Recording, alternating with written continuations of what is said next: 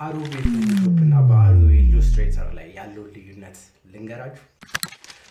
አዶቤ ፎቶሾፕ እና አዶቤ ኢሉስትሬተር ሁለቱም ለግራፊክስ የሚያገለግሉ ትልቅ ቱሎች ናቸው። ነገር ግን ሁለቱ የሚለያዩበት ዋነኛው መሰረታዊ ነገር አዶቤ ፎቶሾፕ ፎቶዎችን እንደዚሁም የተለያዩ ነገሮችን ዲዛይኖችን ለመስራት የምንገለገልበት የምንጠቀምበት በጣም ፓወርፉል የሆነ ሶፍትዌር ነው።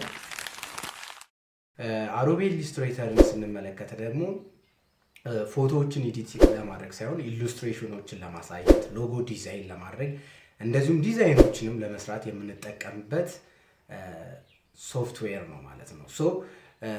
ይሄ የመጀመሪያው ልዩነታቸው ነው። በፎቶን ኤዲት ማድረግ የምንችለው በፎቶሾፕ ብቻ ነው እንጂ በአዶቤ ኢሉስትሬተር ተጠቅመን አንሰራ ማለት ነው።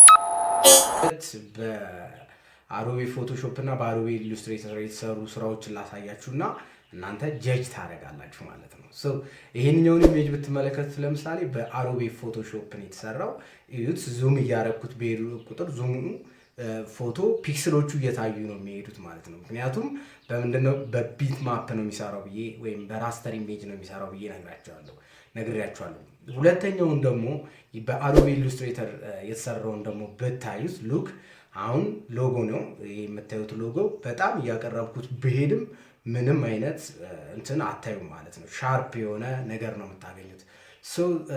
ዋና የሁለቱ ዲፍረንስ ይሄ ነው። ሌላው ዲፍረንስ ደግሞ አዶቤ ፎቶሾፕ ሪዞሉሽን ዲፔንዳንት ነው። ኢሉስትሬተር ደግሞ ሪዞሉሽን ኢንዲፔንዳንት ነው። ሪዞሉሽን ዲፔንዳንት ነው ማለት ሪዞሉሽናችን ላይ ይመሰረታል ማለት ነው፣ የፒክስሎቹ ብዛት ላይ ማለት ነው።